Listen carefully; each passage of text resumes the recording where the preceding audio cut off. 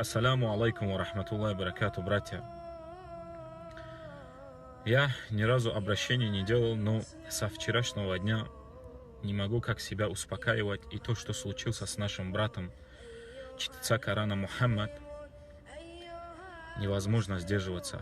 И хочу делать обращение к глава республики, Чеченской республики Рамзану Ахматову Кадыровичу и Адаму Делимхану, чтобы взяли этот инцидент, который произошло, жесткие избиения с ножом к нашему брату Мухаммаду, чтеца Корана, чтобы они взяли это дело под контроль ради Аллаха, чтобы другим было назидание, чтобы другие так не поступали. Как можно прийти к бедному мискину, работягу, когда они пришли к ним, они искали кого-то, и обматерили женщины там были.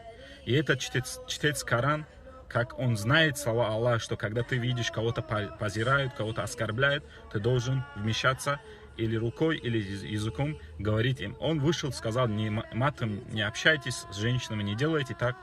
И они четвером избили бедного мискина, который он сам один был, заступал за женщину.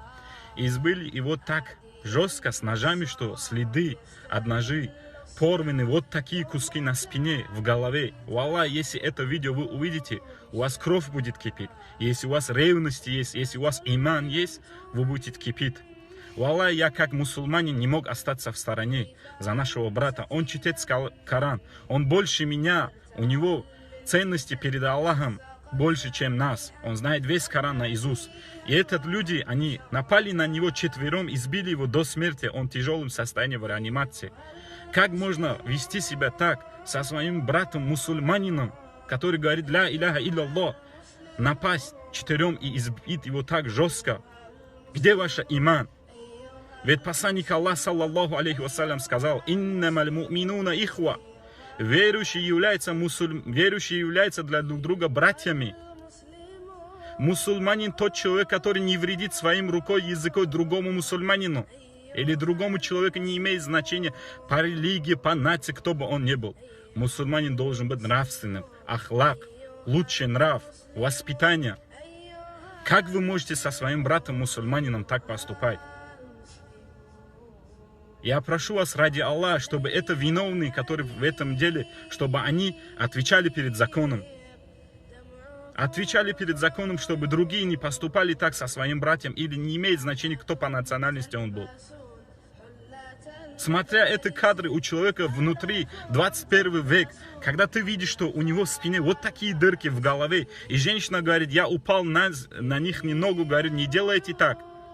И они начали бить его, резать просто, живой резать ножой. Я увидел эти кадры, мне больно стало.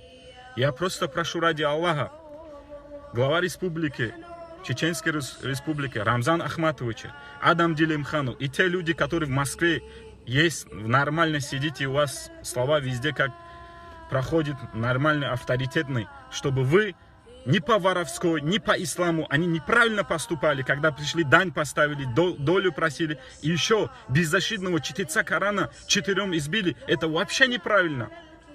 Если у вас братья взрослые, которые старшие братья, которые вы здесь положение имеете, если вы не будете их потянуть по языке, и чтобы они отвечали, у Аллахи судный день у вас будет проблема за это. У Аллахи судный день мы будем отвечать за это. Даже если он не мусульманин был, мы не должны так поступать. Пророк мир ему благословенный Аллах, у него лучший нрав был, хулукул азим. И так у рабаку бойтесь Аллаха должным образом и умирайте, иначе, будучи мусульманином справедливым, делайте в этом мире что-нибудь хорошего, чтобы после вашей смерти говорили, что он лучший мусульманин был, а не так, чтобы избивать бедного мискина, который не имел никого, он один был, заступал за женщины, а вы четырем избили его. Это по-мужскому считается.